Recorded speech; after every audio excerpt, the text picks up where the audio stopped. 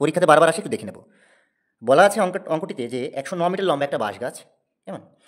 একটি বাদর আসলে এই গাছটির অগ্রভাগে বা চূড়ায় উঠতে চাইছে। কন্ডিশন হচ্ছে সে প্রথম মিনিটে 10 মিটার উঠতে পারে এবং দ্বিতীয় মিনিটে সে আসলে 4 মিটার নেমে যায়।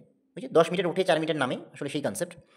তাহলে আমি যদি বিবেচনা করি যে সে কিন্তু প্রথম মিনিটে 10 যাচ্ছে, আবার দ্বিতীয় মিনিটে 4 নেমে যাচ্ছে, আবার তৃতীয় মিনিটে সে 10 মিটার উঠছে, চতুর্থ মিনিটে আবার সে 4 মিটার নেমে যাচ্ছে। তাহলে আমি যদি বলি এটা কি ভুল হবে যে সে 2 মিনিটে সে আসলে প্রত্যেক 2 মিনিটে সে আসলে 6 মিটার পথ অতিক্রম করছে বা গাছটি 6 মিটার করে উঠছে প্রত্যেক 2 মিনিটে, বলতে পারি কিনা?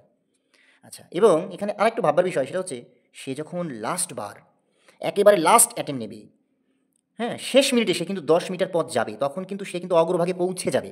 তখন তাকে কিন্তু আর 4 মিটার কিন্তু তার কিন্তু পাটা স্লিপ করে বা পিছলে সে কিন্তু 4 মিটার নিচ দিকে নেমে আর আসবে না।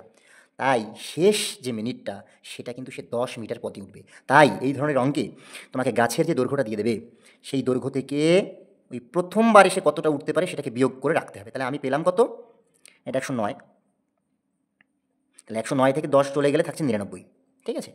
এবার এই 99 মিটার পথ বা এই 99 মিটার গাছ সে উঠতে তার কত সময় লাগে দেখে নেব। আমি জানি যে প্রত্যেক 6 মিটারের জন্য তার 2 মিনিট সময় লাগছে। তাহলে 99 তে কত লাগবে? সহজ হিসাব, 3 × 33। আমি পেয়ে গেলাম 33। এই লম্বা গাছটার এই পর্যন্ত হচ্ছে 99 মিটার ছিল, আর এটুকু 10 মিটার। আমি জানি এটুকু তো 33 লাগলো, আর এটা তো জানি যে এই 10 মিটার সে লাস্ট 1 মিনিটে উঠে যাবে, আর সে আসলে পিছলে 4 মিটার নামবে না।